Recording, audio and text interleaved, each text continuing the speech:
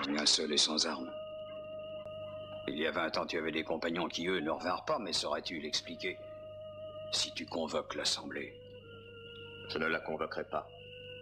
Les hommes sont des moutons qui suivent le plus fort. Mais qui sont les prétendants? Je pense que nous aurons à redouter surtout Antinoos et Eurymaque. Ah oui? Ils sont bien jeunes. Il y a 20 ans, ils l'étaient. Ouais. Tu as raison.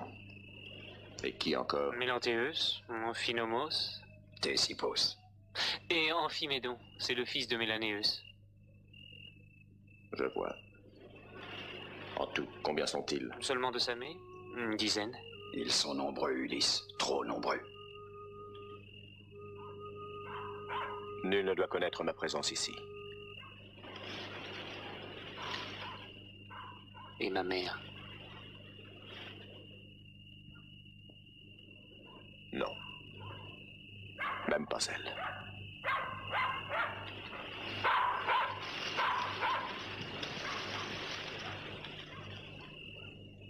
Le navire que les prétendants avaient lancé à la poursuite de Télémaque revient au port.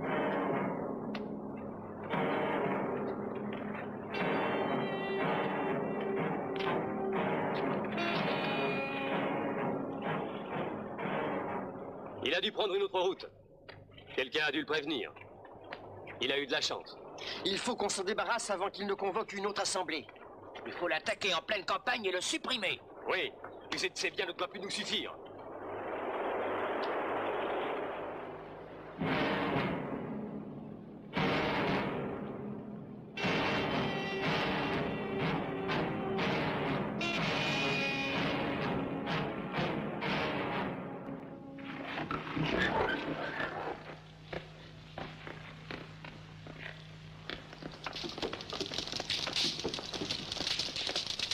Quand elle apprend l'arrivée imminente des prétendants, Pénélope décide de les précéder dans la grande salle du palais. Elle veut se tenir à sa place, près du trône royal, pour s'adresser à eux.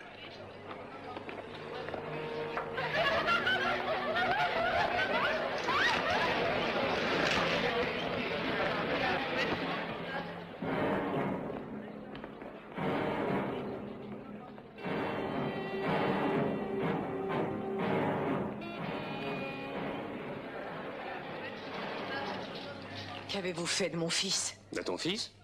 J'ai vu son navire au port. Je le croyais ici. Je te demande où il est. Je ne sais pas. Prends-tu pour son garde? Je connais tes projets, Antinoos. Tu es mal renseigné. J'ai vu ton père s'agenouiller devant le roi jadis. Au milieu de cette salle, je l'ai vu implorant grâce et protection. Et Ulysse, ce jour-là, lui a sauvé la vie. Et tu viens comploter contre le fils d'Ulysse, hein? C'est cela. Quitte ce palais. Tu es aussi lâche qu'il était ton père. Personne ne complote contre la vie de ton fils, Pénélope. Et tant que je serai vivant, je veillerai sur lui et le protégerai. Télémaque. Télémaque est de retour. Pénélope se précipite à la rencontre de son fils. Elle le serre dans ses bras et l'embrasse son visage en répétant « Tu es là, Télémaque, douce lumière de mes jours ». Théoclymène se présente à son tour au palais. Les servantes s'empressent de laver les deux hommes et de les frotter d'huile.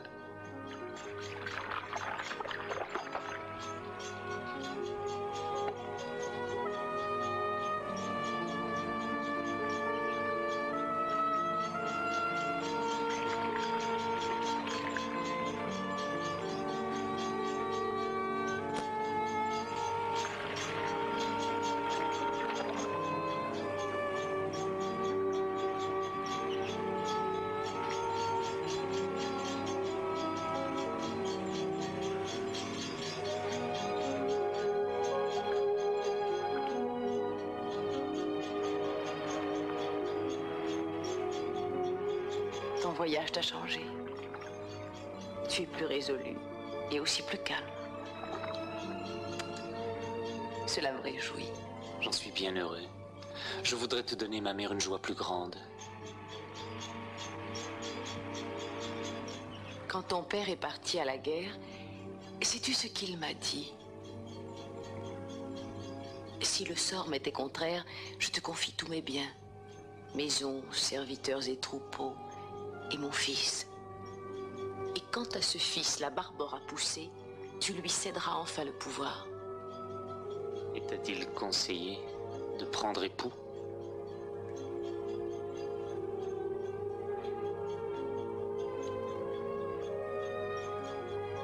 Tu connais cet étranger? Tu dis qu'il s'appelle Théoclymène?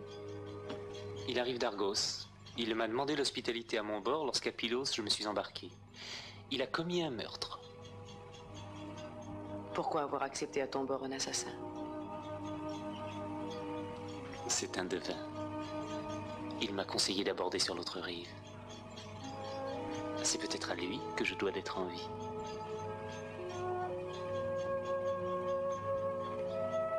Tu reviens avec un hôte étrange, tu évoques l'avenir, mais tu ne dis rien de celui que tu cherchais. Après avoir visité tant de terres lointaines, connu tant de dangers, rapportes-tu au moins des nouvelles de ton père, Télémaque? À Pylos, Nestor me reçut avec affection. Mais de lui, je n'obtins aucune nouvelle d'Ulysse. À Sparte, j'ai pu voir Hélène et Ménélas. À eux également, j'ai fait le récit de ce qui se passe en Ithaque. Ils admirent ta longue patience, mais ils ne peuvent rien pour nous. Ils ignorent où est mon père. Digne et fidèle épouse, que peuvent te dire Ménélas et ton fils? Que ne t'adresses-tu à moi qui peux lire l'avenir? Je ne vois pas les hommes, mais les signes dans le ciel. Je sais qu'il faut continuer à attendre le roi. Il faut l'attendre, gagner du temps, inventer d'autres ruses. Tu sais quel langage tenir au prétendant. Ulysse n'agirait pas autrement. Tu le sais. Comment était-il? Qui? Mon père, quand vous vous êtes mariés. Ulysse? Comment était-il? Il fut le dernier à venir, le dernier à faire sa demande. Mon père était furieux. Il était le moins riche. On disait qu'il n'était pas le plus courageux. Et quand mon père lui dit non, Ulysse baissa les yeux et quitta la salle. Il partit sans se retourner. Alors, je l'ai suivi. Quand il me vit, il posait le pied sur son char. Il ne dit rien. Il fit asseoir Pénélope et le char s'éloigna. Alors mon père voulut nous faire arrêter. Il se mit droit devant moi. Il voulut me faire descendre. Mais j'attrapais les plis de mon voile et j'en couvris mon visage. Ulysse fouetta les chevaux et nous partîmes.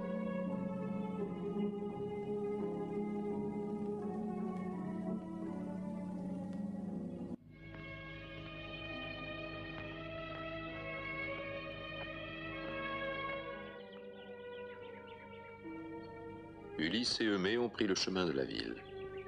Le porcher a donné à son maître une besace et un bâton, complétant ainsi son déguisement.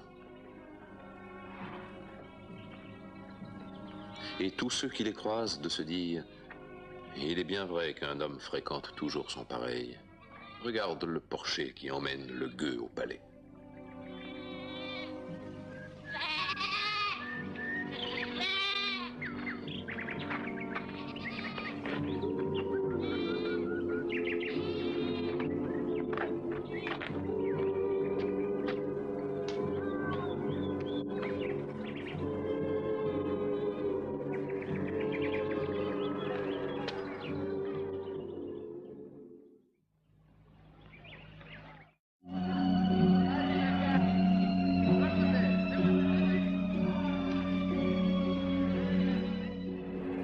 Soudainement transformée, Pénélope.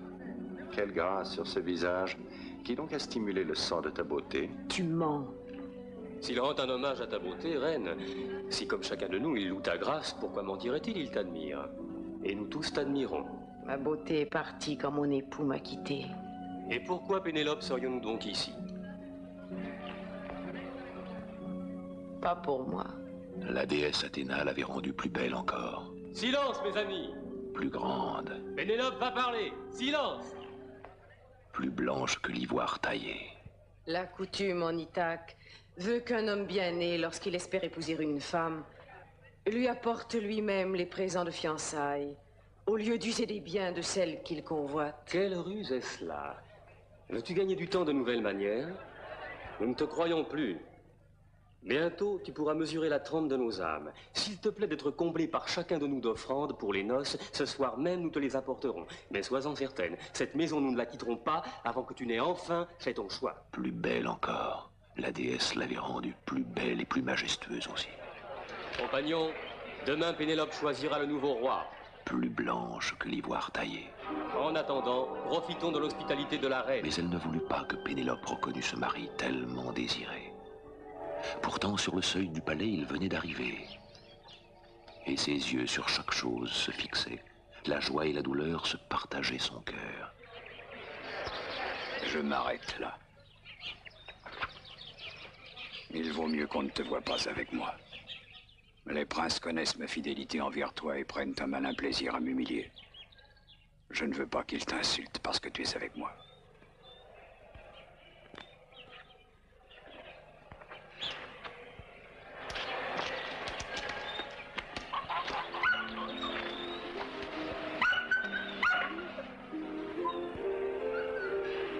Argos. C'était Argos, en effet. Un chien qu'Ulysse lui-même avait élevé. Mais il n'eut pas le temps de le dresser pour la chasse. Tu te souviens de moi? C'est vrai, après 20 ans, tu te souviens?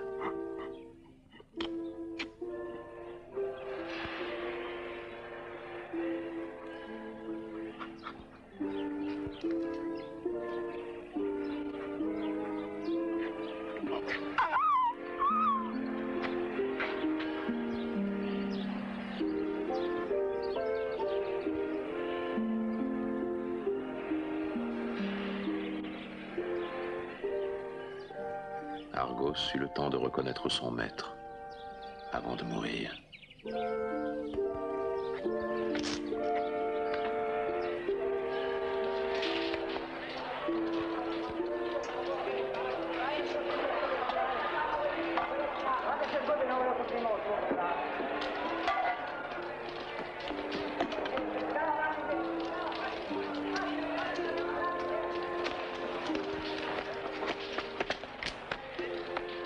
Que viens-tu faire ici, vieillard? D'où sors-tu? Sans doute es-tu de ceux qui détestent l'effort et préfèrent mendier leur pain au lieu de travailler. Le dos voûté, Ulysse, ensuite, tel un vieux mendiant, pénétra dans la salle. Le dos voûté Ulysse ensuite, tel un vieux mendiant, pénétra dans la salle avec son bâton et ses armes.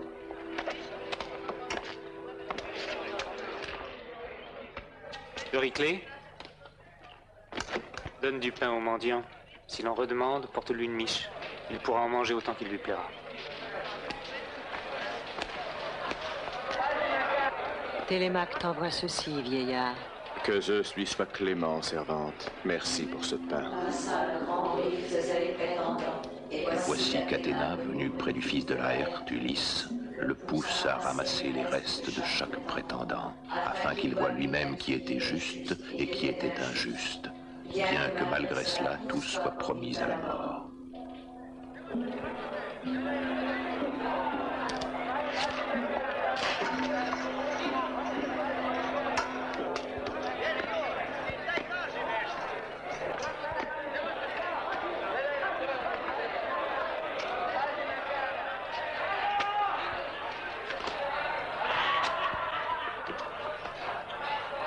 Donnez-moi quelques restes. Un peu de pain, Seigneur. Mais qui est-ce? Un peu de charité, je vous en prie. Un peu de charité, Seigneur. Mais qui est-ce? Jamais je ne l'ai vu. D'où peut-il venir?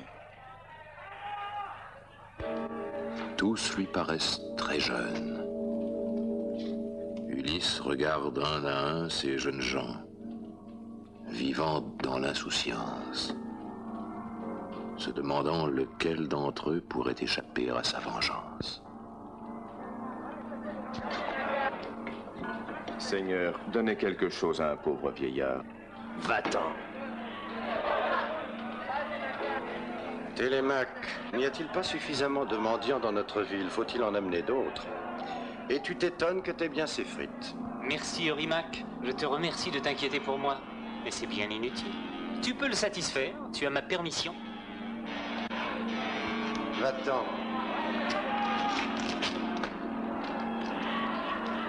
Un peu de charité, je vous en prie. Merci, merci. Que Zeus vous récompense, noble prince.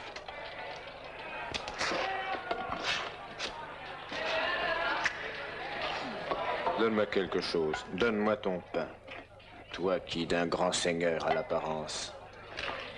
C'est le plus riche qui peut donner le plus, c'est justice, oui, et c'est l'usage à Crète, le pays d'où je viens.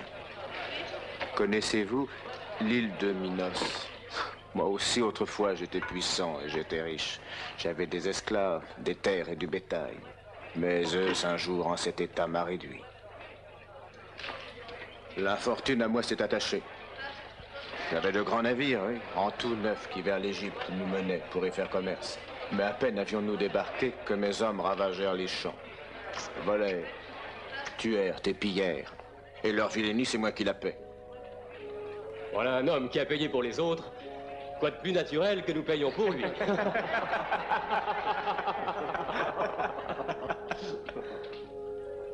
Tu es Antinos. Tu es l'un de ces princes au cœur de pierre qui ne donnent rien à personne, qui veulent garder tout ce qu'ils ont, sans même faire l'aumône d'un paquet de sel ou d'un morceau de pain, n'hésitant pas pourtant à festoyer avec les richesses des autres.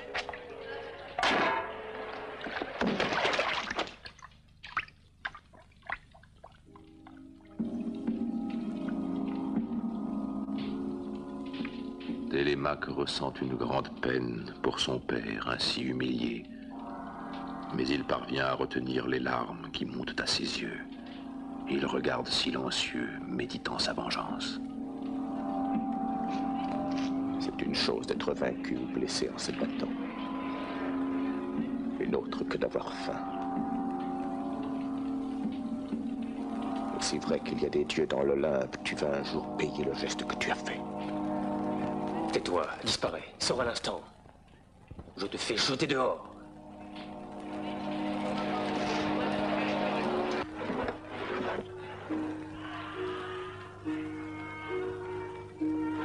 Un étranger vient de nous arriver.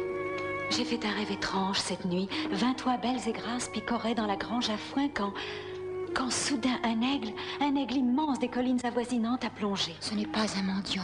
Il arrive des terres lointaines. Et le rapace d'un seul coup s'est jeté sur elle. L'une après l'autre leur a brisé le cou. Quel est ce présage?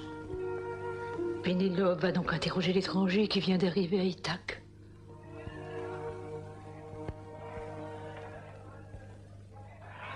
Nous avons Eros aussi, le vieux mendiant. Il serait drôle de voir deux chiens sur le même Eros arbre. était un mendiant fort populaire, franc buveur et goinfre insatiable.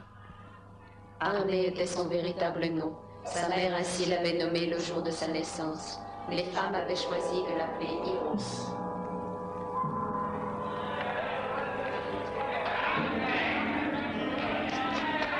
Et qui est celui-là? Qui ose en ma présence prendre la place qui m'est due?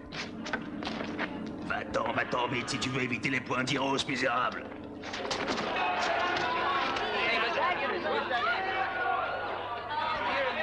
Courage, Eros! Jette-le dehors! Débarrasse-nous de lui! Défends-toi! Expulse-le!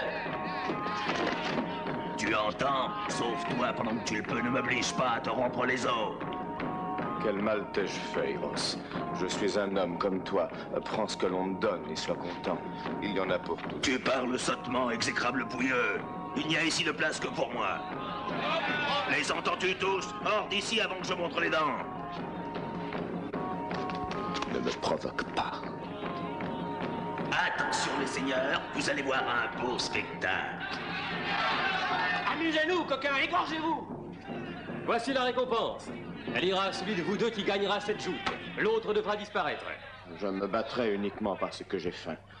Mais faites-moi serment de ne pas me frapper en traître. Dépêche-toi et ne fais pas tant de simagrées. Nous attendons. Allez, sortez, ce n'est pas ici qu'on va s'entretuer.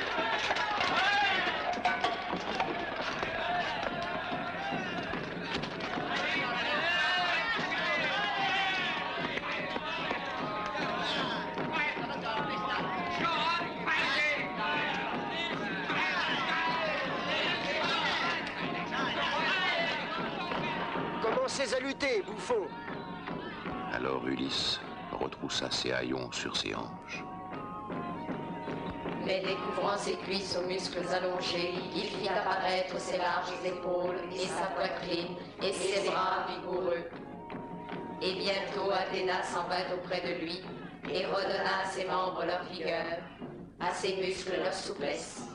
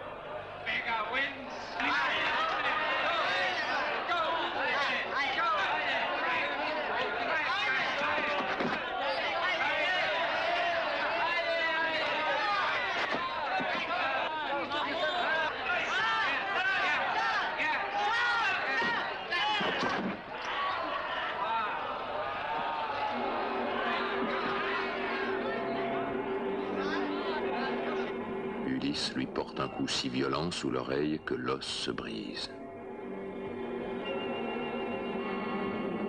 Le sang jaillit de sa bouche. Et il s'effondre en gémissant dans la poussière. Il serre les dents et frappe le sol de ses pieds.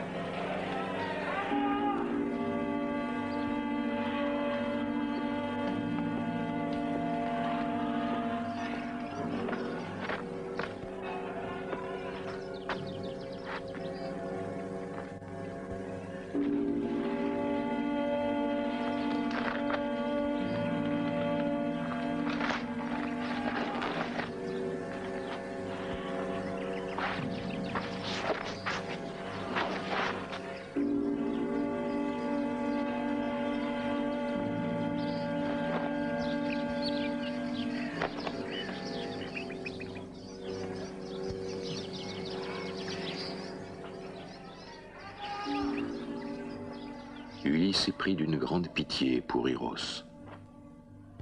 Il lui dit doucement: reste désormais assis à cette place.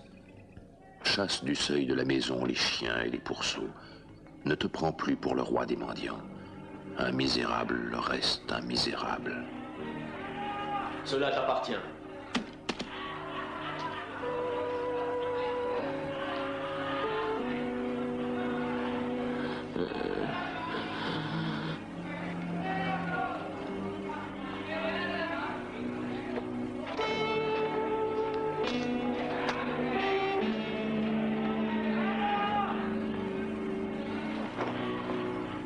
Que chacun d'entre vous, à présent, mes amis, retourne dans sa maison.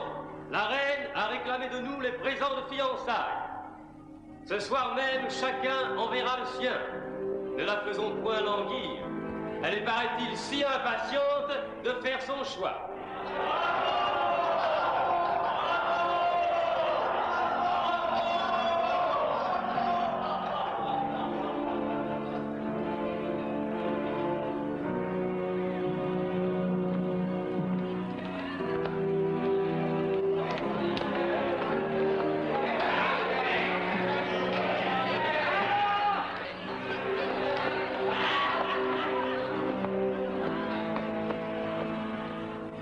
t'es battu vaillamment. Merci.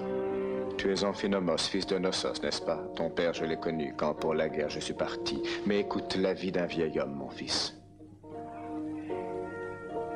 Rien autant que l'homme n'est sujet au malheur. Inconscient est celui qui pense que les champs seront pour toujours verdoyants, ignorant que d'un jour sur l'autre, tout peut changer. Oui, tu vois ces seigneurs, par exemple.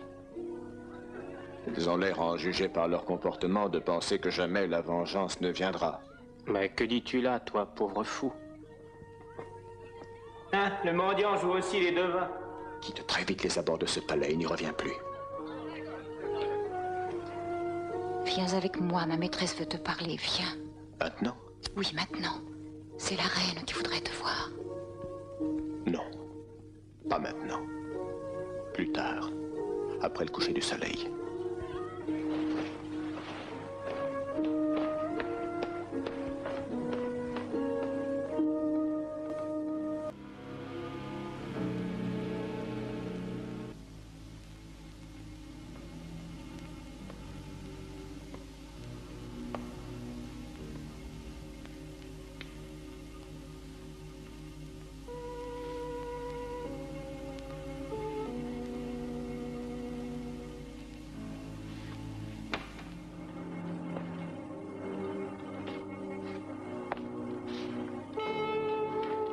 Antinos,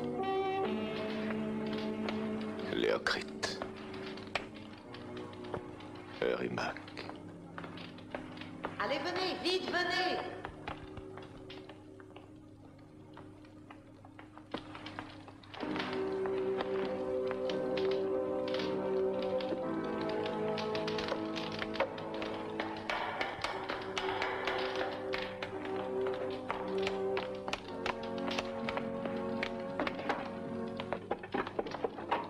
Tu es encore là, toi, même la nuit, à gêner tout le monde? Va-t'en! Va-t'en ou c'est à moi que tu auras affaire.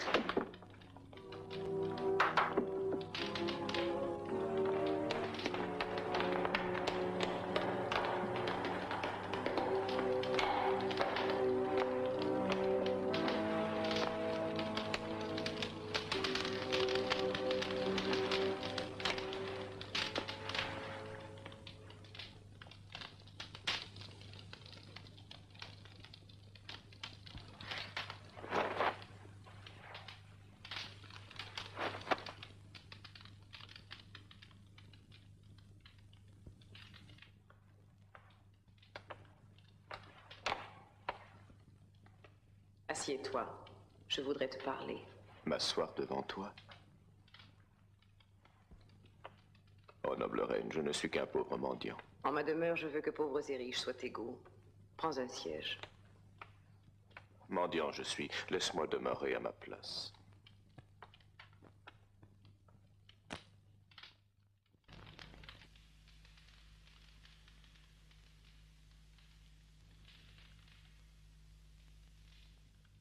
Qui es-tu?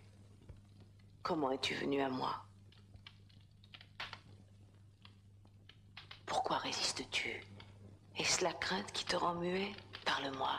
Les souffrances sur ton visage se lisent. Dans ce palais, on te respectera. Je connais la douleur. Moi aussi, je souffre. Ulysse a grand-peine à retenir ses larmes. Durant tant d'années, il a enduré tant de tourments pour retrouver sa terre, son fils, sa compagne. Et il est là devant elle, sans pouvoir rien dire, rien faire, parce qu'il n'est pas temps encore.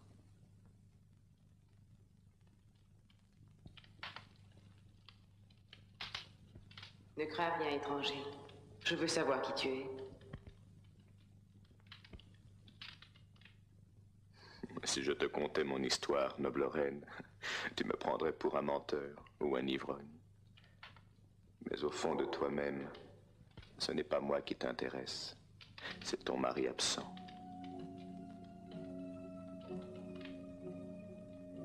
J'ai vu Ulysse. Oui, je l'ai vu. avec une armée quand il partait pour Troie, il y a bien longtemps de cela.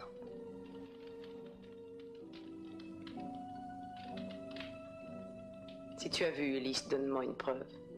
Ne te souviens-tu pas? Il y a bien des années, plus de 20 ans, c'est loin.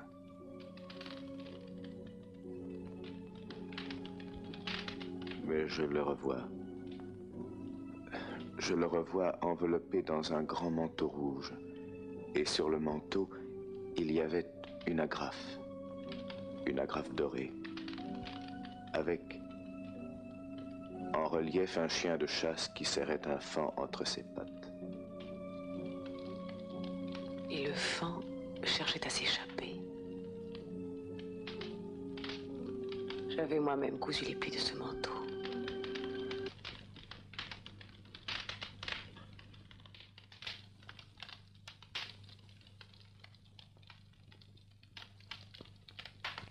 Étranger.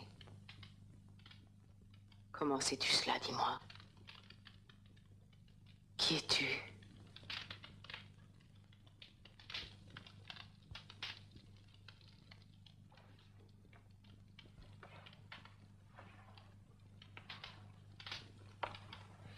Je suis Aïton, la ville où je suis né est celle de Inossos.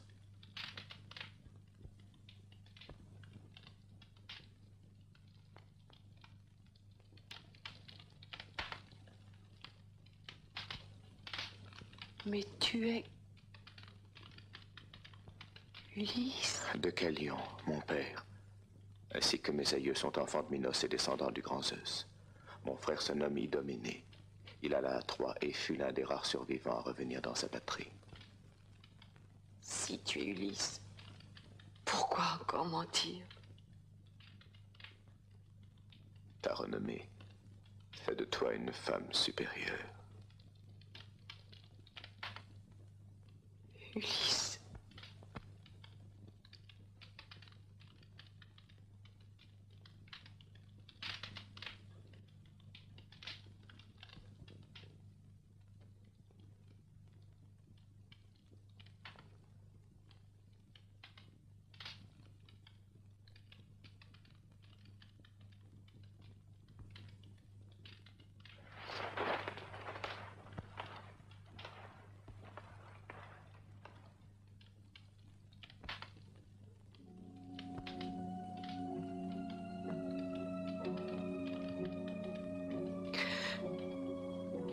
Je veux que tu restes dans ce palais. Je vais faire préparer ta couche. Euryclée, prends bien soin de notre hôte. Ce n'est pas un mendiant, c'est Aïton de Inossos. Il était roi autrefois. Il a le même âge que ton maître. Mais le malheur vieillit et ride le visage.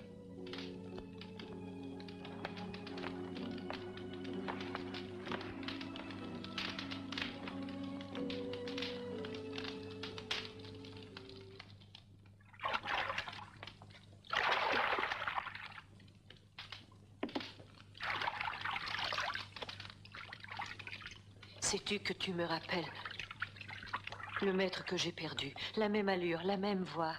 Je sais, on me l'a dit parfois. Maître adoré, mon cher maître, que ta vieille servante pleure. Où es-tu maintenant? Où es-tu?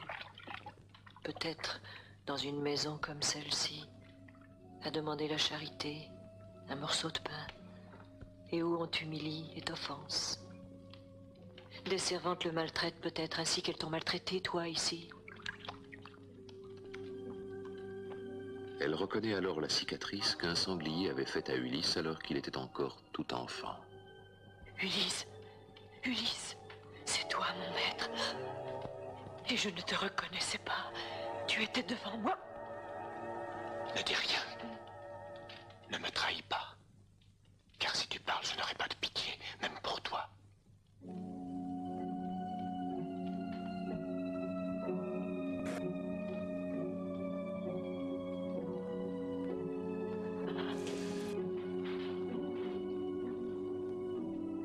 Toi qui sembles si avisé et si prudent, étranger, Éclaire-moi de tes conseils. Dis-moi. Tu as pu voir, n'est-ce pas, que ma maison est envahie par de jeunes princes qui veulent à tout prix m'épouser. Mon fils semble impatient de se débarrasser de moi. Que faut-il que je fasse? Patientez. Ulysse reviendra. Il fera justice.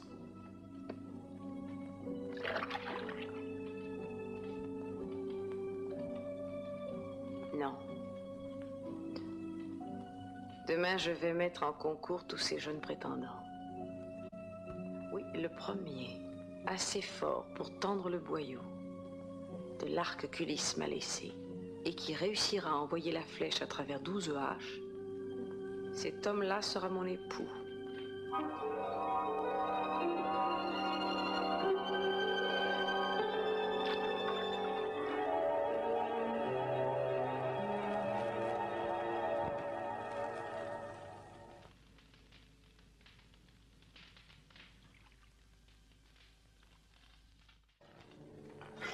Le père et le fils cachaient leurs armes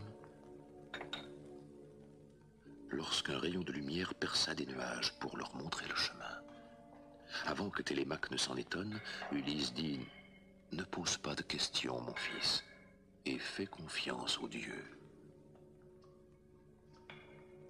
La nuit s'écoulait tandis que Pénélope, pleine d'angoisse, contemplait le lit nuptial.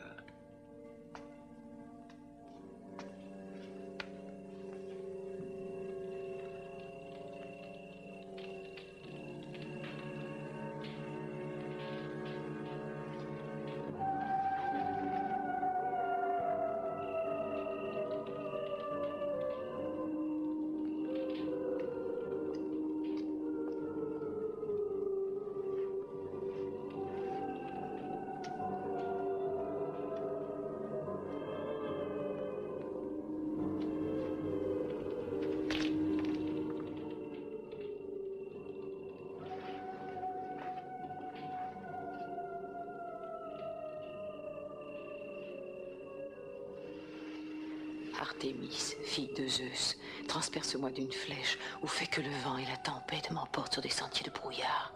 Fais-moi mourir, Artémis. Ulysse devine ce qu'elle se dit en elle-même. Il est troublé. Il croit que sa fidèle épouse, l'ayant reconnue, est à son chevet. Il ne dort pas encore, car entre tous les mortels, il est le plus triste, le plus malheureux. Désormais, dans sa propre demeure, il n'est plus qu'un étranger.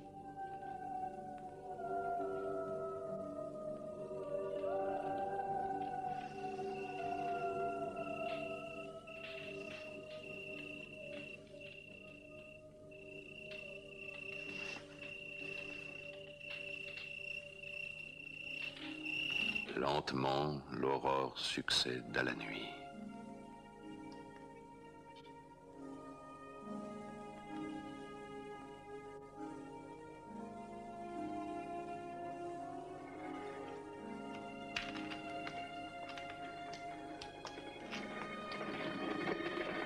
Et si, aux ordres de la déesse qui en ma patrie m'a reconduit, je dois obéir, Zeus, je t'en supplie, que quelqu'un de ma maison pousse un cri, ou qu'au dehors, un signe apparaisse.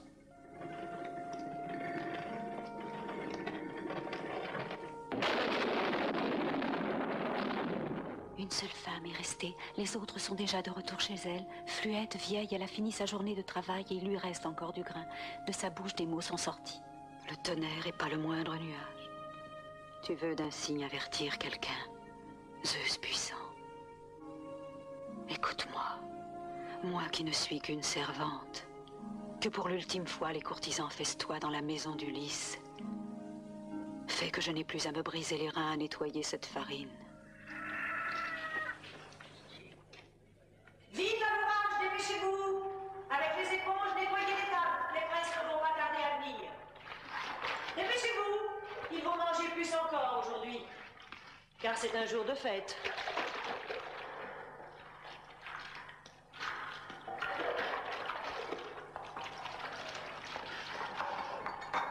Euryclée, qu'as-tu fait pour honorer notre hôte? Peu et mal, mais je ne suis pas fautive. Il n'a pas voulu d'un lit, il s'est endormi dans une couverture. Nous lui avons donné une peau de bœuf pour se couvrir.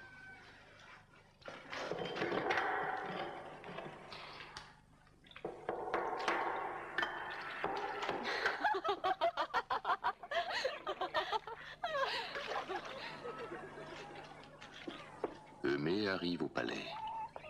Comme Euryclée et Télémaque, il ne lui est pas encore permis d'appeler Ulysse par son nom.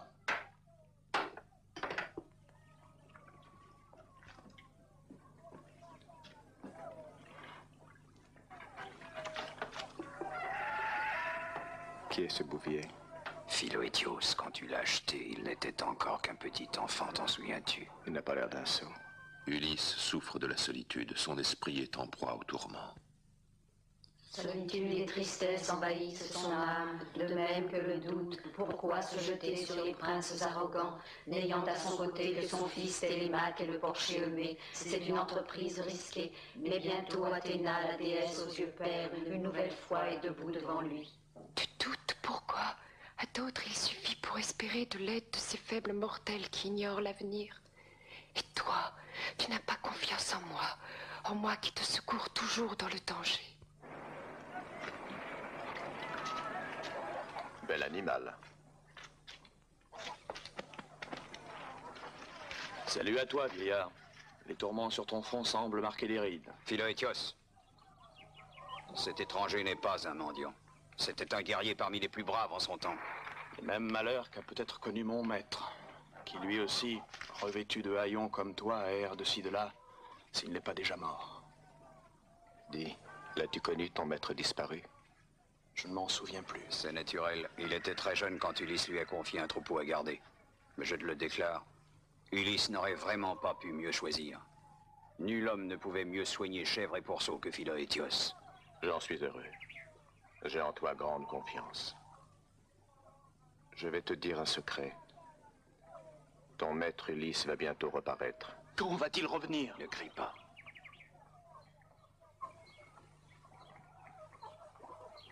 Alors dis-moi, Philoétios, s'il revenait, que ferais-tu?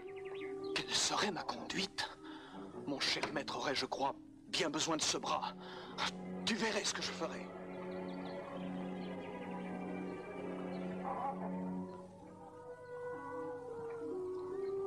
Comme chaque matin, les prétendants arrivent au palais. Suivant leurs ordres, on a préparé des brebis les plus grasses, des porcs les plus beaux et des vaches nombreuses. On commence par cuire les entrailles.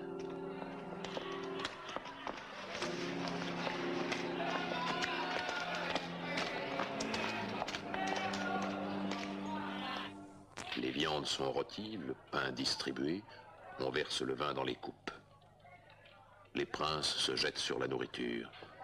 Le superbe festin commence dans la joie. Ulysse observe sans rien dire. Mais l'amertume et le désir de vengeance grandissent dans son cœur.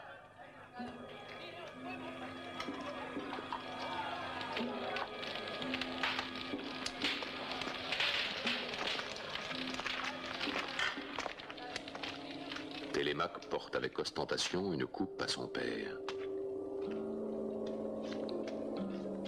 Ulysse se lève et, poussé par Athéna, va provoquer les princes.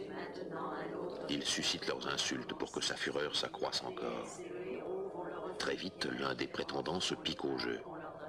C'est Stésippos, un jeune prince hautain et ombrageux qui vient de l'île de Samé. L'hôte a reçu l'accueil que l'on doit aux hôtes. C'est un très bel exemple. Télémaque l'honore et l'invite à sa table.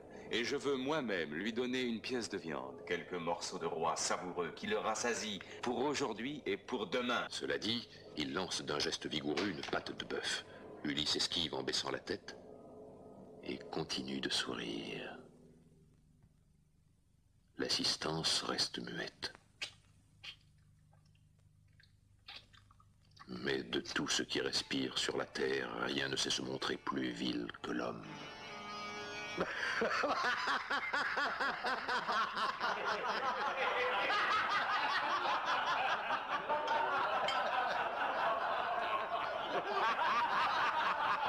Ils sont tous pris d'un rire inextinguible. La déesse Athéna a obscurci leurs esprits. Ils rient et dévorent la viande sanglante. Ils rient, mais leurs yeux s'emplissent de larmes. Le palais résonne lugubrement de leur allégresse. Le devin Théoclymène qui les entend jette l'angoisse en leur cœur par ces paroles terribles.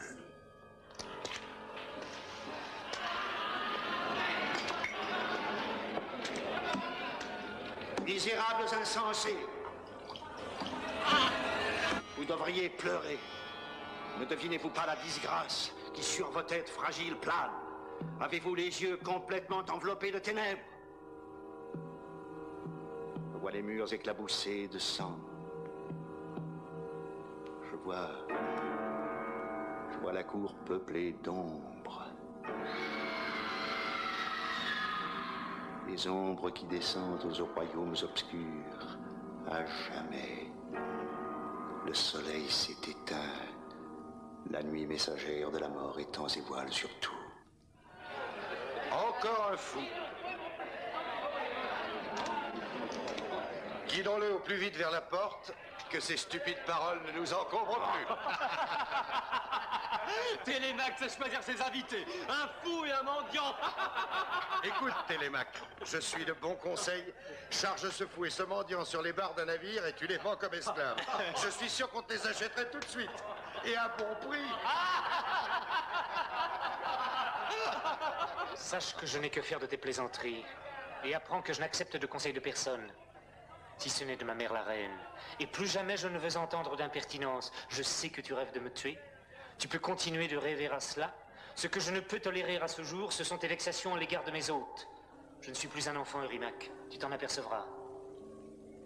Ah, je l'avais oublié, cet insolent jeune homme. Par malheur, Zeus ne nous a pas aidés. Il parle haut, Télémaque. Il parle fort. Ce ne sont là que paroles, cependant. N'y prenez donc pas garde. Et pourtant, tu les avais prévenus, Théoclymène. S'ils avaient écouté ta voix, ils auraient pu se sauver. Mais ils sont restés sourds. Ils ont savouré ce plantureux festin et apprécié les mets délicieux qui leur furent servis. Mais maintenant, un autre festin pour eux va commencer, celui que la déesse et le héros vont leur offrir. Bien différentes seront les tables qu'on leur dressera.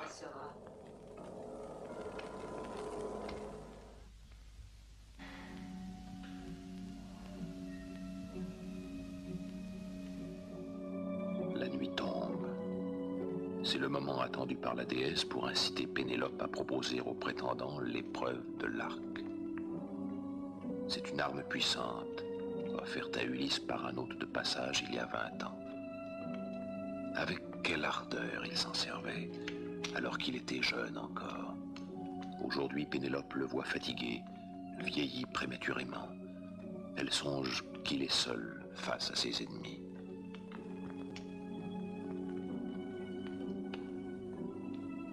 La reine.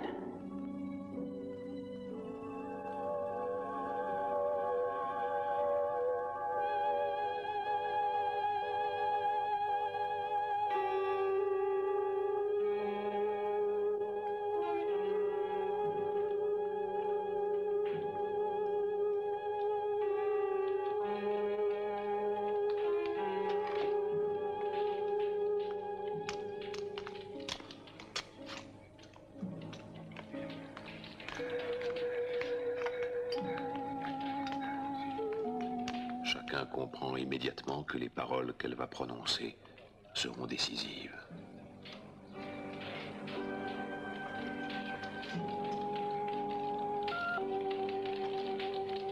Prince,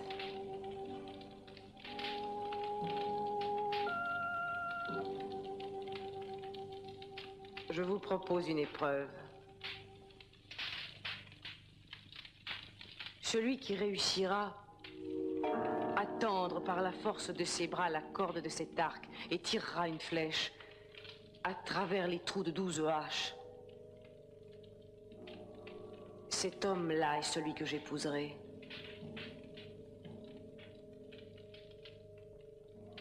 Oubliant le toit de ma jeunesse, il pourra m'emmener hors de cette maison. Et deviendra roi d'Ithaque. Aimé!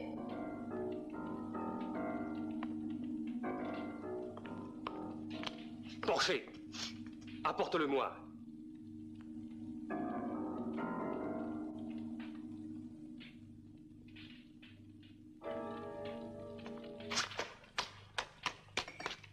Allons, venez, prince, prenez cet arc, la récompense est devant vous. La femme la plus pure qui soit sur la terre des Achéens. Mais vous le savez bien, quel besoin ai-je de louer ma mère devant vous? Ma parole, Zeus a brouillé mon esprit. Ma mère dit qu'elle sera la compagne d'un autre homme. Et moi, je ris et je m'amuse comme un sot. Je veux, moi aussi, concourir avec vous. Et si je réussis à tendre l'arc, ma mère ainsi pourra rester en ce palais. Au lieu de suivre l'un de vous, elle restera avec son fils, le vainqueur de l'épreuve.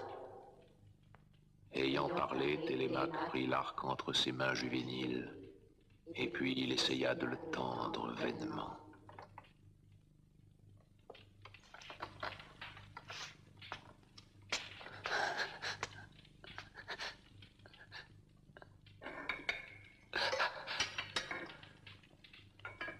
Ton bras est assez fort.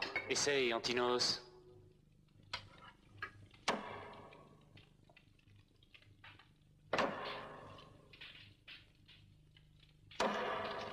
Pendant ce temps, Ulysse enfonce les haches. Chacune d'elles est percée en son milieu, au-dessus de la lame. Il aligne les fers de telle façon que les trous soient placés en enfilade.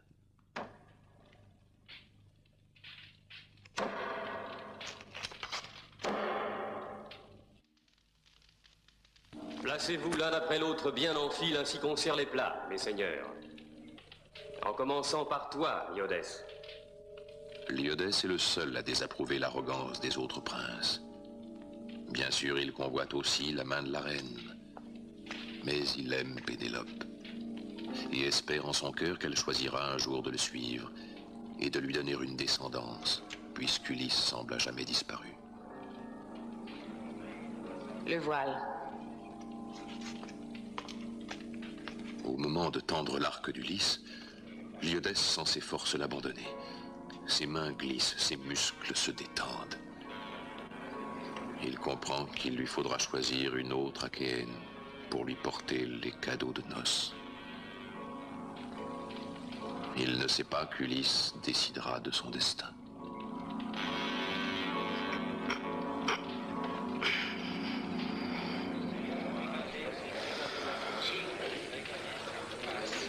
Oh, combien de vies cet arc va-t-il prendre?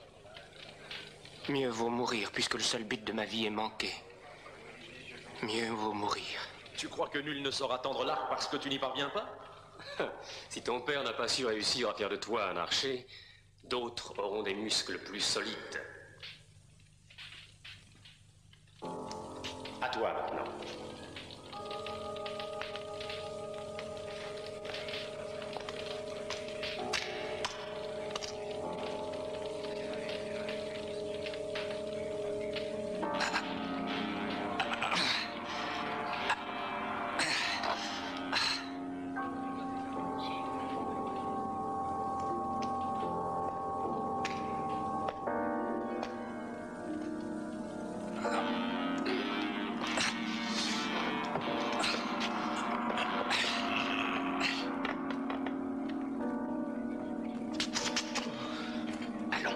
Si vous m'aidez à faire justice, vous vivrez ici avec moi comme mes fils.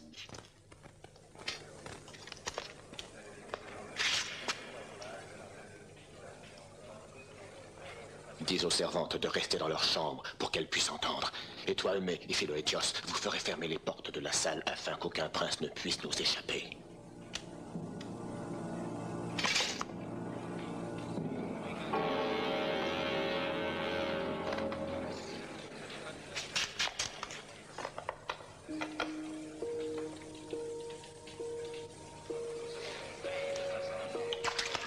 maintenant un autre destin. L'un après l'autre, les princes essaient de tendre l'arc du roi d'Ithaque.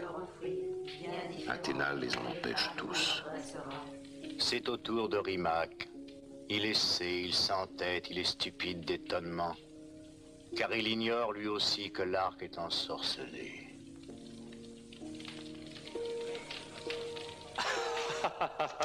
N'insiste pas, Eurymaque. Tes muscles défaillants t'enlèvent tout espoir. Oui, j'ai perdu, c'est vrai, mais réussiras-tu, Antinos? Essaie donc pour voir. Mes amis, il se fait tard, et demain nous avons la fête d'Apollon Archer. Remettons, voulez-vous, la joute à demain. Permettez-moi, glorieux prince, d'essayer moi aussi une fois. Demain, Apollon choisira celui d'entre vous qu'il voudra, mais aujourd'hui, laissez-moi une petite chance de tendre le boyau. Cela me prouverait qu'il me reste un peu de force. Es-tu fou, misérable? Tu as perdu la tête. Ta requête est plaisante, vieillard.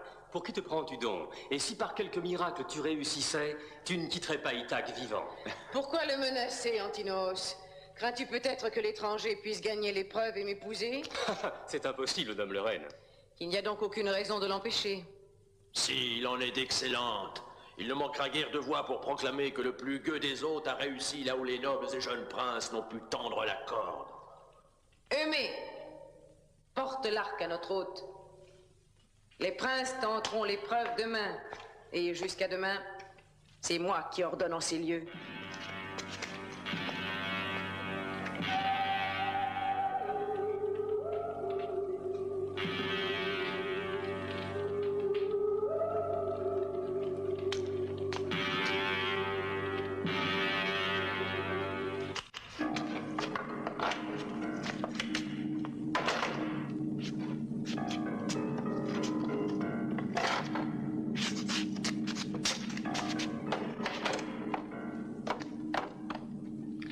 Le vieillard saisit l'arc, le tâte, le soupèse, le chauffe sur la flamme d'un côté et de l'autre, le temps craignant que les années n'en aient rongé la corne. Cet homme est connaisseur de l'arc et de ses flèches. Il a chez lui sans doute de tels instruments, je vous le dis, prince hautain. Je sens qu'il parviendra à nous bander cet arc.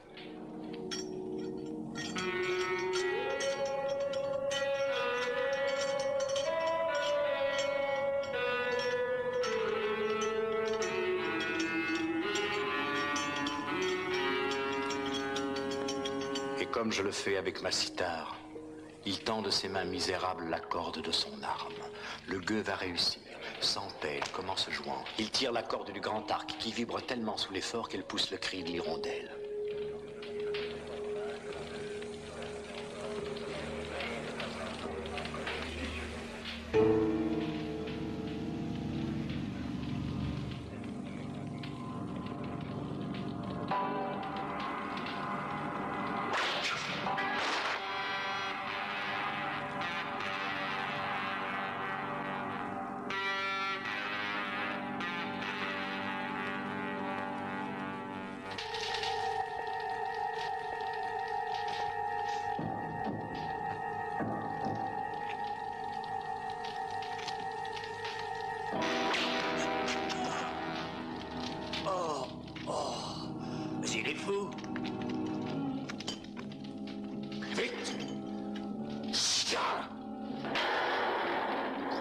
Jamais de Troie, vous ne reviendrez.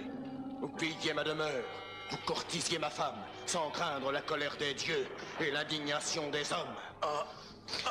Maintenant, l'heure est arrivée pour vous de mourir. Télémaque, n'espérez nulle pitié de ma part.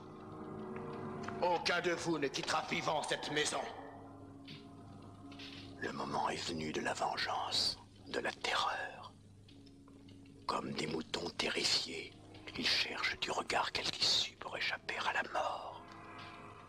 Mais l'enceinte est bien close, et moi aussi j'ai peur.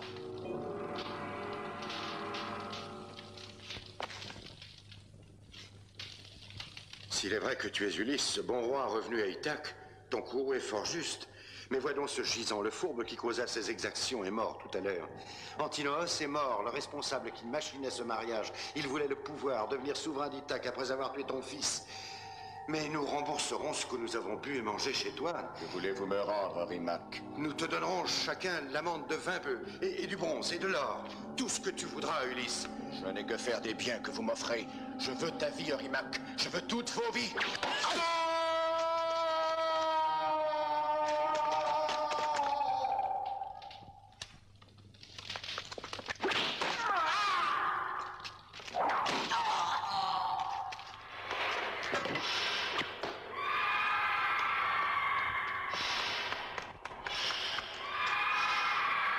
Vous ne sortirez pas. Personne ne peut sortir. C'est un ordre d'Ulysse. Restez. Nul ne pourra échapper. En arrière. Arrêtez. En arrière. Vous avez trahi le maître avec les princes usurpateurs. Chienne sans pudeur, il n'est plus temps de vous sauver. Vous n'échapperez pas à la vengeance du roi.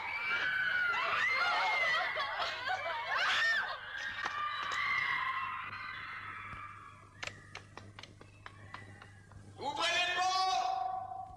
Laissez-nous sortir! Ouvrez les portes! Ouvrez les portes!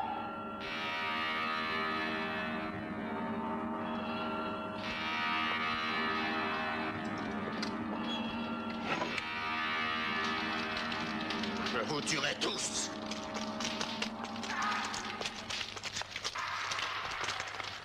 Allez-vous vous montrer?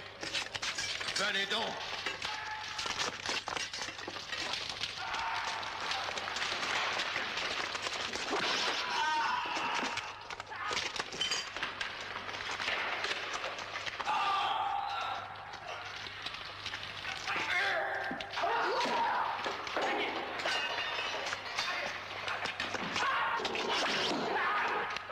Attention! Attention! C'était ta dernière flèche, Ulysse. Arrête!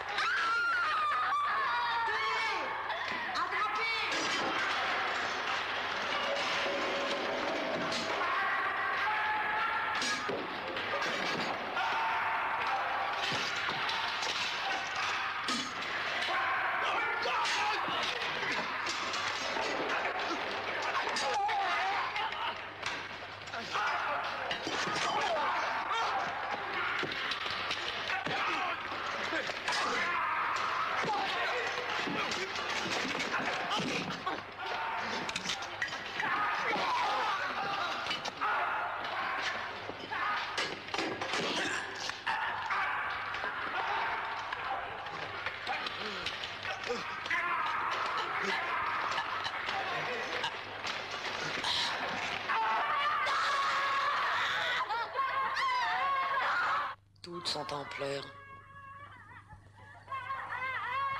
Il n'y a ni fuite, ni abri, ni salut possible pour tous les prétendants, parce qu'Athéna est impitoyable. Elle leur a enlevé tout esprit de défense. Ils courent en toutes directions, comme des poules effrayées par la foudre. Alors que les aigles souverains en large cercle descendent, ils les voient et fondent sur leur proie qui tout apeurés attendent la mort.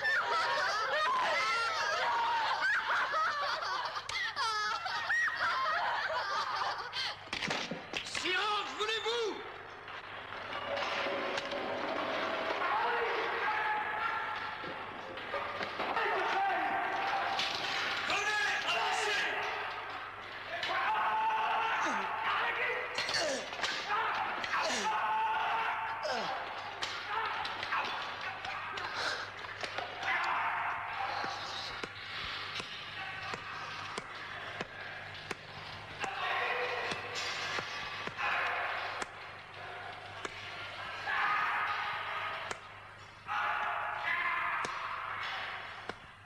Une femme pleure son époux agonisant. Une femme s'agenouille et sanglote, tout à son désespoir, le cœur déchiré. Et Ulysse s'arrête, étonné de l'ampleur de sa vengeance. Arrête-toi, Télémaque. Assez. Il est près de Mentor, l'ami de son père. N'aurais-tu plus la force et le courage que tu montras lorsque tu combattais pour Hélène? Et ce n'est pas celui qui fut l'ami de son père, mais Athéna prenant l'aspect de Mentor. Que fais-tu à l'heure où tu reprends possession de ta maison? Tu pleures? Il faut que tu sois grand, fort. Je serai inflexible, oui. Impitoyable! Allez, Philaetios, délichez-les! Il faut les tuer tous!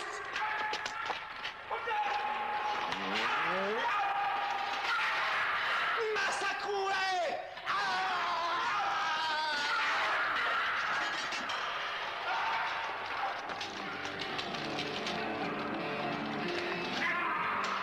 Combien de fois les dieux nous ont-ils avertis que le dévouement et la fidélité des hommes étaient choses que l'on doit honorer sans cesse? Et c'est trop tard que vous comprenez qu'il est dangereux d'en faire fi. Sourds et aveugles, ils pensent que les dieux sont injustes, alors qu'eux-mêmes sont seuls fautifs. Ils payent tous leurs crimes. Et le sort est cruel à ceux qui, durant des années, ont oublié les lois. Les témoins du carnage n'ont pas peur d'être eux des victimes. Ceux qui n'ont pas trahi savent très bien que parfois la justice est implacable et que ses yeux rouges de sang n'épargnent aucun coupable. Tout est accompli maintenant. Les dieux ont rendu leur arrêt. Tout est accompli.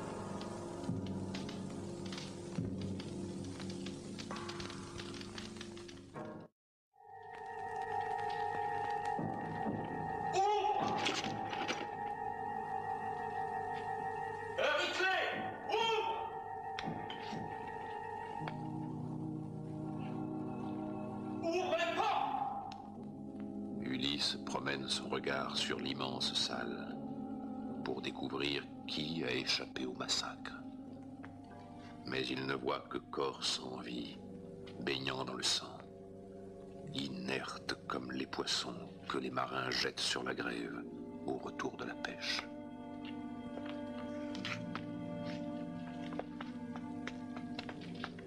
Non, pas lui. Épargne le poète. J'ai vu de mes yeux vus ta vengeance. Mes poèmes en porteront témoignage pour toujours. Tu peux me tuer, mais le remords te poursuivra. Je ne te tuerai point, Phémios. Tu chanteras afin que les hommes sachent la différence entre vertu et crime. Va, tu peux partir.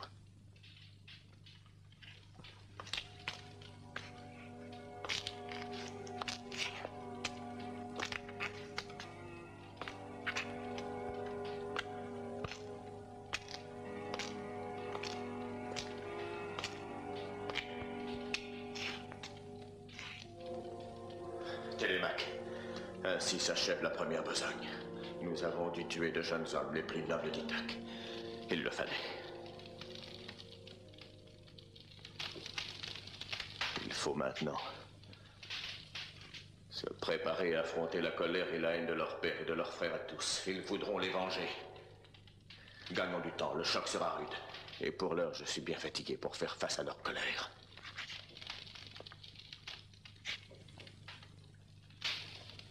Il me vient une idée. Télémaque, fais venir les musiciens qui les jouent avec force, que l'on pense qu'Ithaque célèbre quelques fêtes, qu'on oublie les morts. Voici les servantes qui t'ont trahi. Elles ont avoué. Mais après quelques futiles efforts pour nous assassiner, elles ont pris peur. Ne bougez pas! Euryclée déclare que seules 12 femmes ont commis trahison avec les prétendants. Il suffit de chanter celle-ci comme exemple pour les autres. À terre, couchez-vous! Ulysse, veux-tu les voir mourir? Pas encore. Qu'un grand d'eau, elle nettoie la salle et emporte les morts. Philaetios, apporte du soufre afin de purifier la salle. Allez chez Pénélope lui faire le récit de ce qui s'est passé. Attendez un instant. Avant tout, fais du feu, mais... Cher enfant, il est de retour. Ton Ulysse! Ulysse est de retour.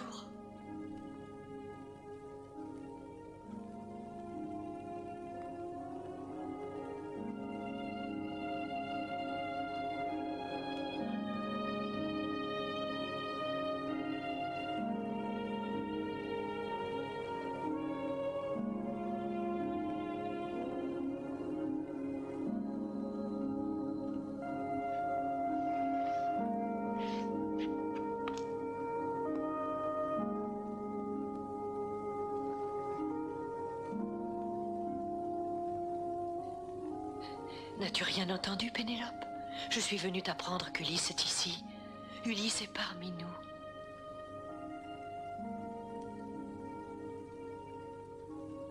J'ai beaucoup changé.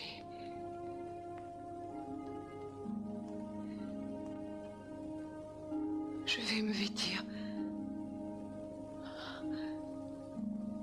Aide-moi.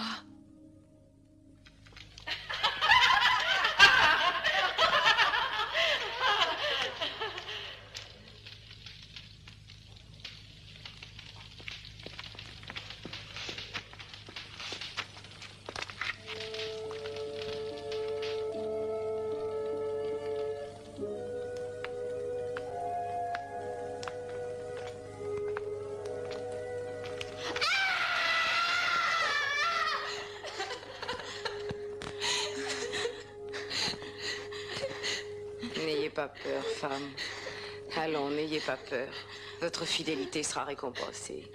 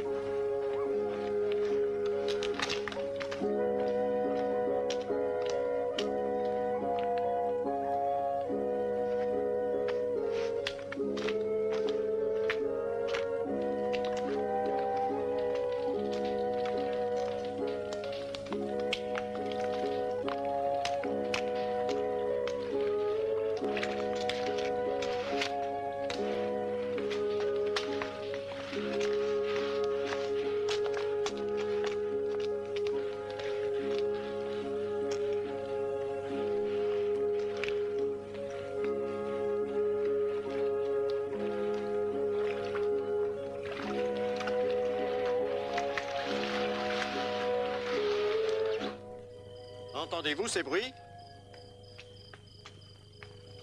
Je vois des feux là-haut. Le palais est en liesse. C'est une musique de noces. La reine a fait son choix parmi les courtisans. Elle a renoncé à attendre le retour de son mari.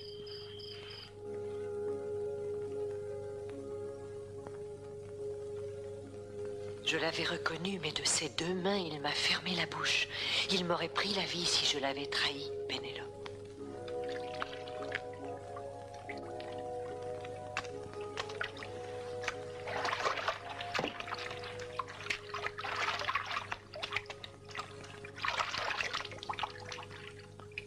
C'est un homme qui est là, un homme avisé qui a tenu secret ses plans. Prudent et implacable, il ne s'est confié à personne. À personne.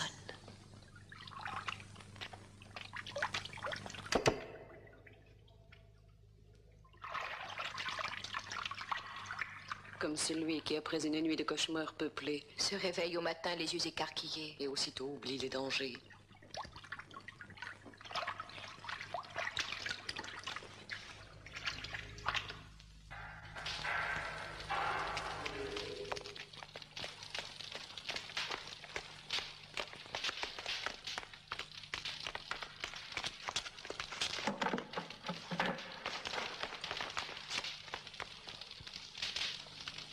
Sortez.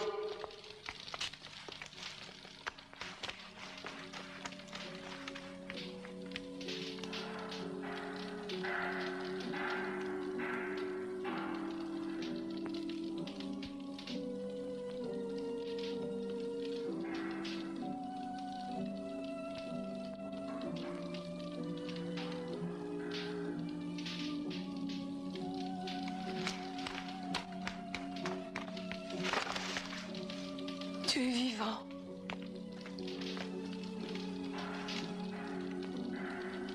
Tu es vivant, mon fils. Oh. Mère, pourquoi ne te jettes-tu pas dans ses bras?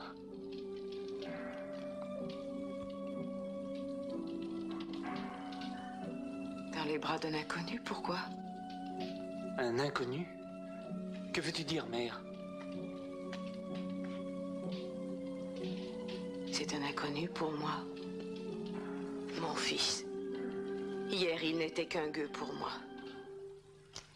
Un mendiant. C'est ce qu'il a dit. Il s'est présenté ainsi. J'ai cru que mon mari était revenu. J'ai cru voir Ulysse. Il m'a dit s'appeler Aïton de Inossos. Je voyais devant moi l'homme que pendant 20 ans, patiemment, j'avais attendu. Et lui ne me montrait nulle confiance. Il mentait comme s'il craignait que je le trahisse. Moi, oui, moi, sa propre femme. Pourquoi? Pourquoi?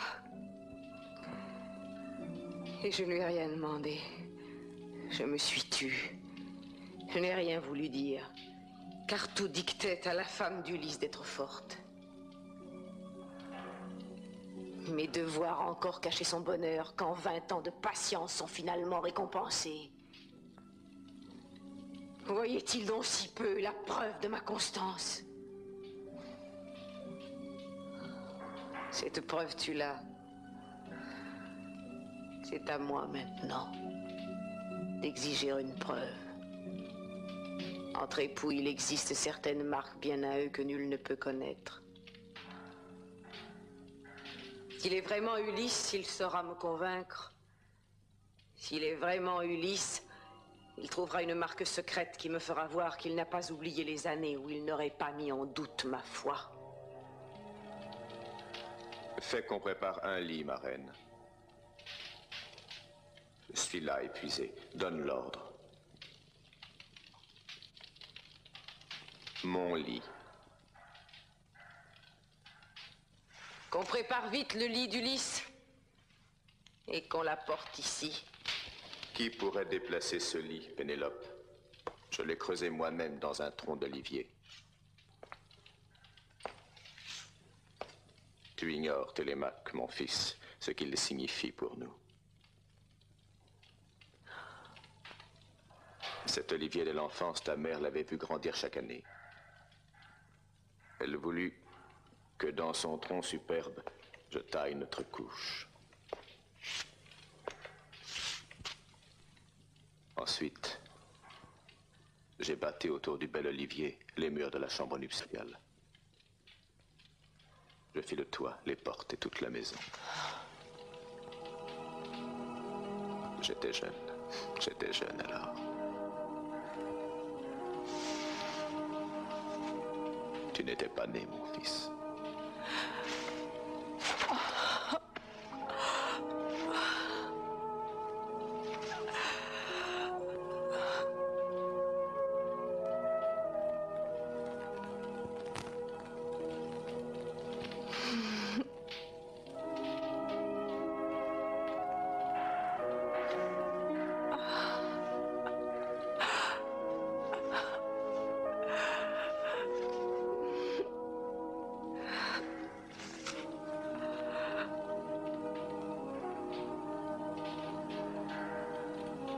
Les naufragés convoitent la terre ferme lorsque Poséidon, lançant à l'assaut ses vagues et ses tempêtes, a brisé leurs navires. Peu d'entre eux, cependant, échappent à la mer et parviennent à la plage. Telle une naufragée, Pénélope convoitait son époux retrouvé.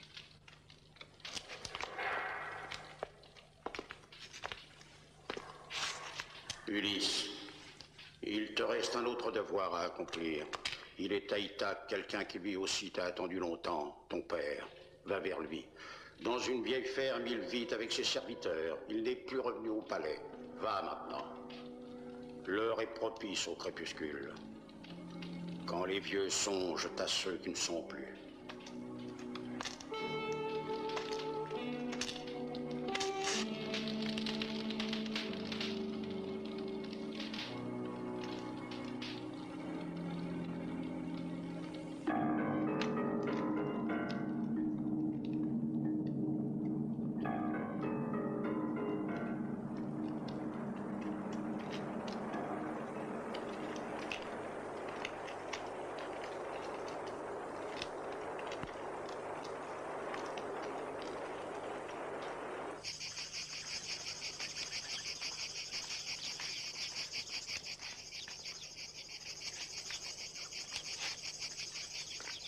Attendez-moi ici.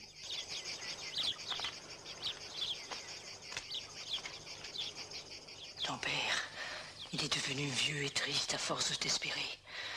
Dans la ville aujourd'hui, il ne veut plus descendre. Restant dans les champs avec les serviteurs, il vit tel un sauvage, sans autre compagnie. Il s'étend en hiver et dort à côté de l'âtre, et en été sur les feuilles d'olivier, en soupirant après la mort du lys affalé et sénile, et la nuit le surprend ainsi. Venez.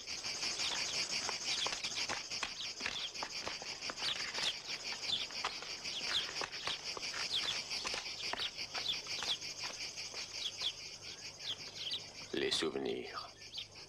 C'est mon père qui a planté là cet arbre. Que de temps a passé.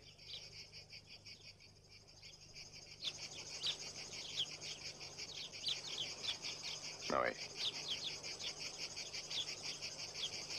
Mais s'il fallait le couper, eh bien je le ferais.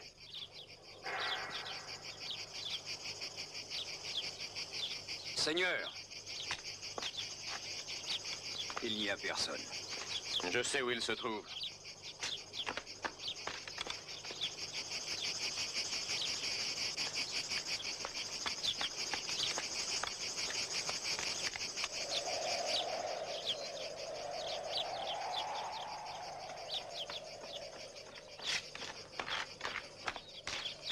Père, mon fils, c'est toi, c'est bien toi. Lève-toi. Non, non. Mon fils, tu es finalement revenu.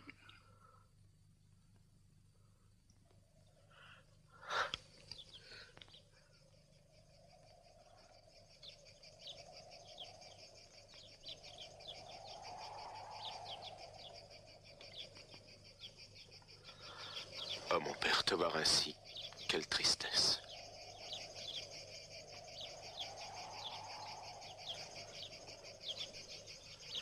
Je fus roi, c'est vrai, et les uniques restes de ma grandeur d'antan sont ces peaux qui évitent à mes mains les piqûres des épines. Mais j'ai pu garder un autre privilège. Vois. Cette belle lame, c'est du bronze solide. C'est tout ce qu'il me reste de mes armes de guerre, mais il me fut utile pour enlever des champs les pierres et pour cultiver. Je crois que tu auras d'autres occasions encore de bien mieux t'en servir. Je suis allé au palais. J'ai tué les prétendants de ma femme et aucun d'entre eux n'a échappé. Au sommet de l'Olympe, les puissances divines existent puisque tu as pu enfin accomplir ta vengeance, mon fils.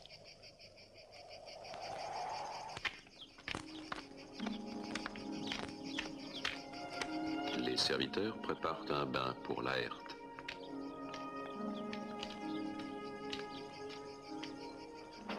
L'eau est apportée de très loin. Pendant ce temps, Télémaque, Eumée et Philoétios surveillent la maison.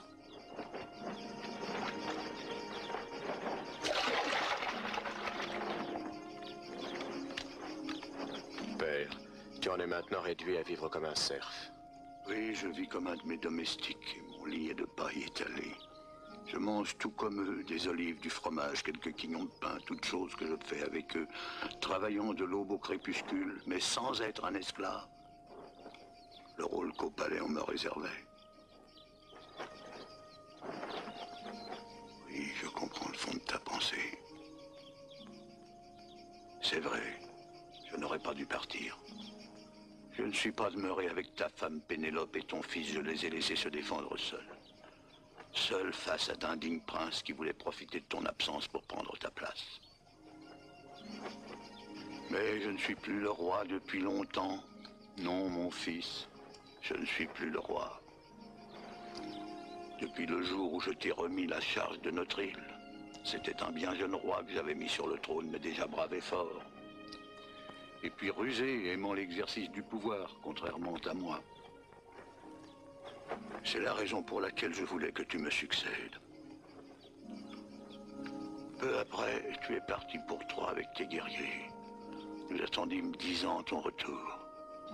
Le respect qu'avait le peuple pour toi garantit à la reine des années de paix et sa fidélité protégeait Télémaque aussi. Les saisons se succédèrent, nombreuses. Ta mère mourut de ne pas revoir son fils et je crus moi-même, comme tous les hommes d'Ithaque, que jamais plus tu ne reviendrais. Aurais-je trouvé la force de lutter? Seigneur, tout est prêt pour que ton fils te voie tel qu'il voulait te voir à son tour. Dolios a toujours été bon pour moi. Il m'a aidé à trouver dans cette solitude, cette retraite silencieuse, ce bonheur très tranquille que les dieux immortels m'accordent au soir de ma vie.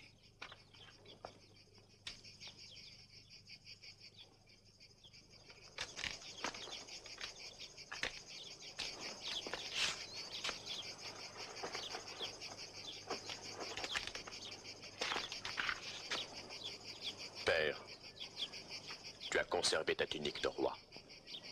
Il faudra la remettre pour combattre à nouveau. Le mauvais sort l'a ramené en notre île d'Ithaque. D'où vient-il? Maudite Pénélope qui a laissé l'illusion et l'espoir s'installer. C'est l'espoir qui a fait que nos fils l'ont courtisé. C'est l'illusion du succès. Il a débarqué de l'autre côté de l'île, près de la demeure du porcher. Les servantes l'ont vu arriver. Et son fils Télémaque a lui aussi pris pied sur la rive opposée en revenant de Pylos. Oui, certainement, on l'avait prévenu. Puis ils vinrent chez la reine. Ulysse était vêtu de haillons. Comme un mendiant, il s'appuyait sur un bâton. Personne ne savait bien sûr que c'était lui. Et tous nos jeunes gens se plurent à plaisanter le gueux ainsi qu'un quelconque mendiant. Mais lui, d'un cœur de fer, supporta toutes les insultes. Et enfin décida et le jour et l'heure. Avec Télémaque, son fils, il cacha les armes qui se trouvaient dans la salle. C'est alors que Pénélope, l'hypocrite femme, offrit aux courtisans d'être à celui qui parviendrait à tendre la corde d'un arc qui appartenait à Ulysse. Aucun des jeunes gens ne réussit à tendre l'arc de corne. Ulysse seul y parvint. Et se plantant devant eux avec mépris, tous il les regarda, et ensuite, lançant une première flèche, il frappa Antinos en pleine poitrine. Et puis les flèches voltigèrent, elles partaient dans tous sens, et tous ils s'effondraient l'un sur l'autre. Il les massacra tous. Ce n'était plus que pleurs et râles. Le sol fumait de sang. Il les a tous tués. Aucun ne fut épargné.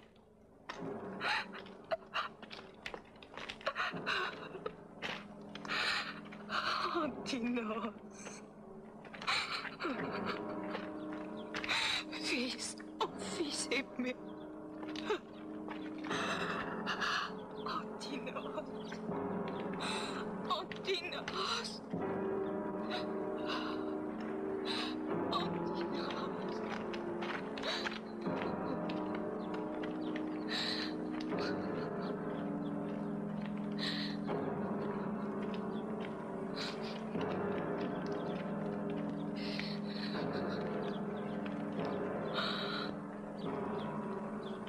Les pères, les mères, les familles atterrées feront de belles funérailles et ils oublieront. Antinos!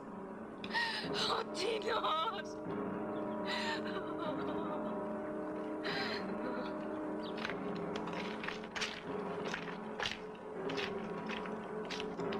Ils étaient jeunes et riches.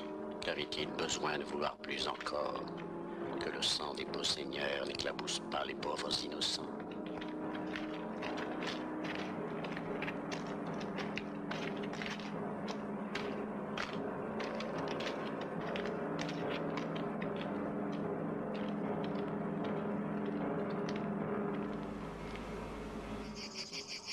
Tiens, père, reprends cette lame qui n'a que trop servi à creuser la terre. Il faut agir et prendre les devants. Mieux vaut dès maintenant affronter les pères avant que les parents ne leur viennent en aide.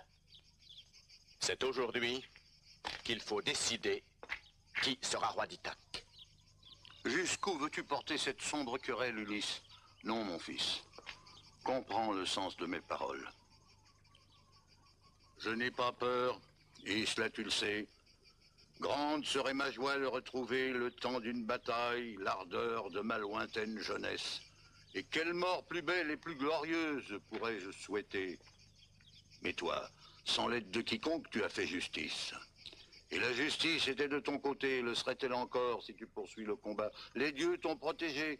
Maintenant, il n'y a plus que silence autour de toi. Seigneur, pour venger l'honneur de ta maison, nous avons pris les armes et frappé les premiers. Serait-il juste de verser d'autres sangs? Ne serait-ce pas plutôt aux pères et aux frères de nos victimes de prendre leur glaive et de combattre pour venger leur mort? Propose-leur une paix loyale, et s'ils refusent, alors nous nous battrons. Attendons-les ici, Seigneur. Montrons-nous pacifiques. Nous éviterons d'inutiles carnages. Car peut-être accepteront-ils que tu rendes justice et que tu règnes à Nithak. Non. Sans lutte, jamais nous n'aurons la paix. Il faut écraser les ennemis à jamais.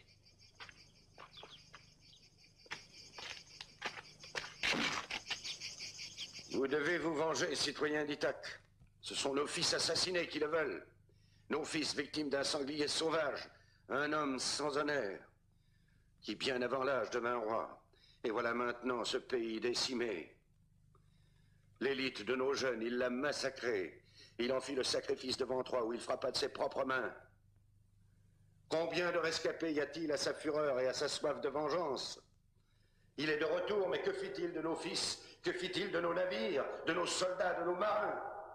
Réunissez tous vos serviteurs. Donnez-leur des armes. Envoyez des courriers à vos frères des îles voisines. À ceux dont les fils ont été sauvagement tués, eux aussi, comme les nôtres.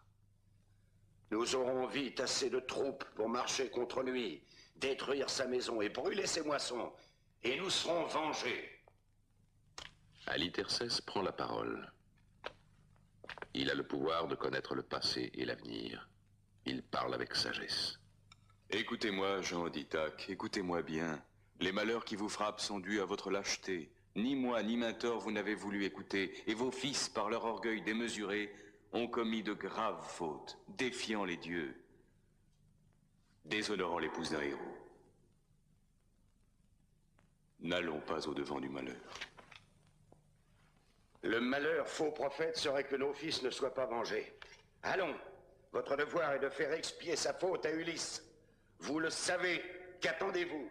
Il est allé se réfugier à Pylos ou à Sparte, où il a des ennemis puissants. Non, il est encore à Ithaque. Je l'ai vu, moi.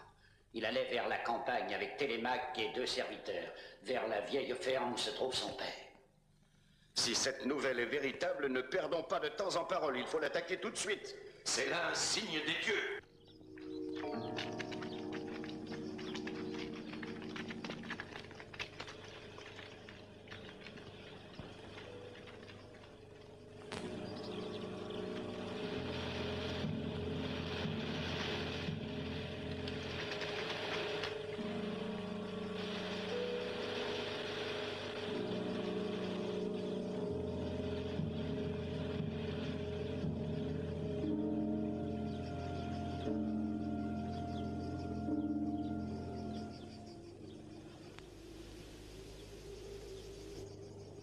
Athéna dit à Zeus: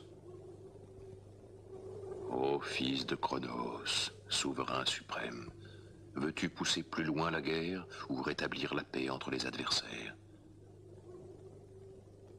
Pourquoi ces questions, ma fille? Répondit Zeus. N'est-ce pas toi qui as ordonné le retour d'Ulysse? Versons-leur l'oubli, dit Athéna. L'oubli et la paix, dit Zeus.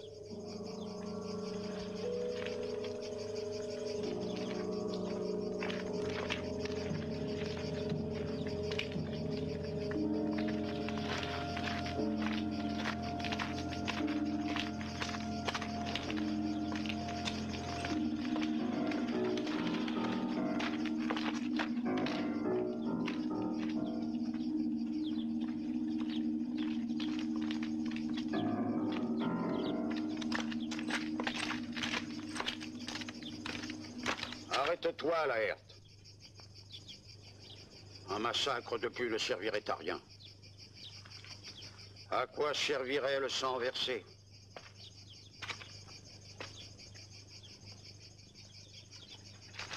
Je vous le dis à vous aussi. À quoi servirait le sang versé? Que la paix soit entre vous. La paix sur Ithaque, notre île.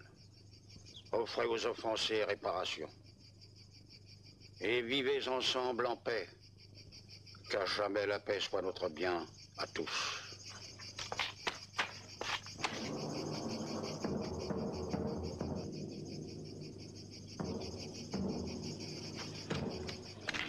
Vivez en paix désormais.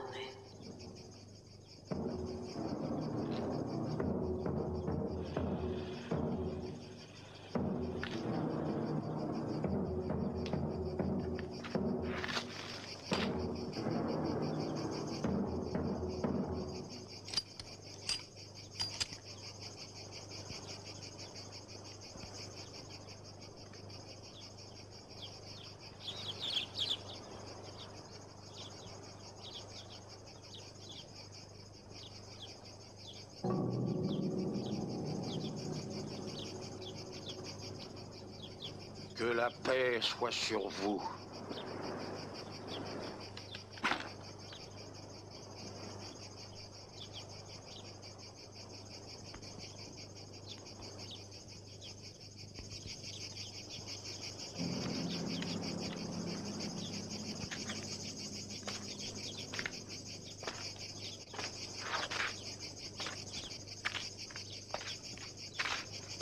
Athéna veille sur Pénélope. Elle lui procure un doux sommeil pendant qu'elle lisse son visage d'un baume d'ambroisie, la faisant plus belle encore, plus noble et plus altière, plus blanche que l'ivoire taillé.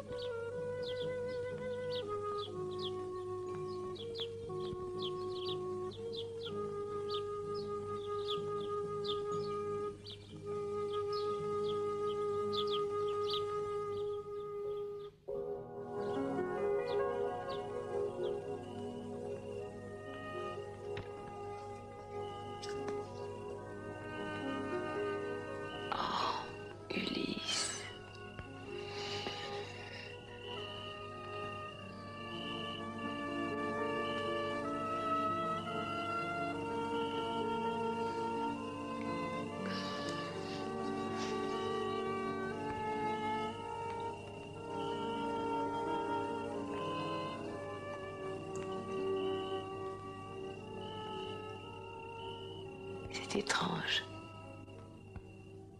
Je sais que toutes nos nuits ne seront pas semblables. Et je n'en ressens pourtant nulle tristesse.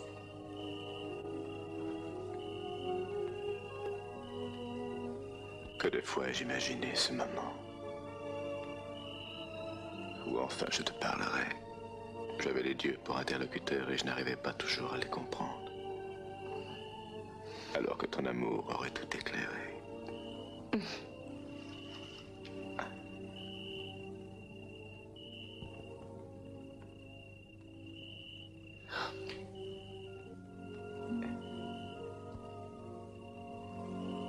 Chaque fois que tu le voudras, tu trouveras ta couche prête. Ne crains jamais de me dire ce que tu penses ou ce qu'un Dieu t'a inspiré. Je suis là maintenant.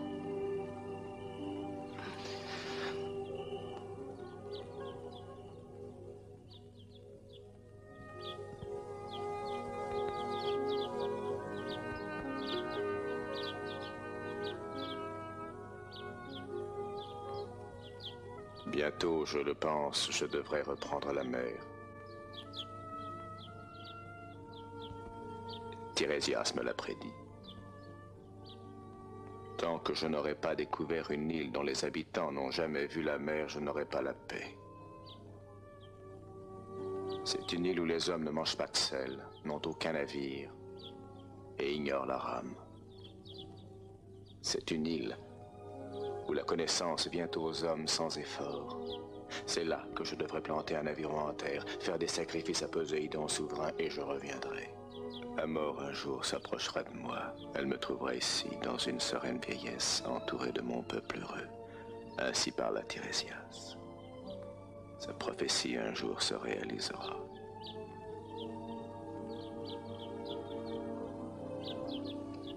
Notre destinée est entre les mains des dieux.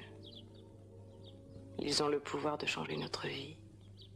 Et il n'est rien que l'on puisse faire, sinon se taire et regarder. Nos peines, nos douleurs nous viennent d'eux. Et notre vie est notre mort.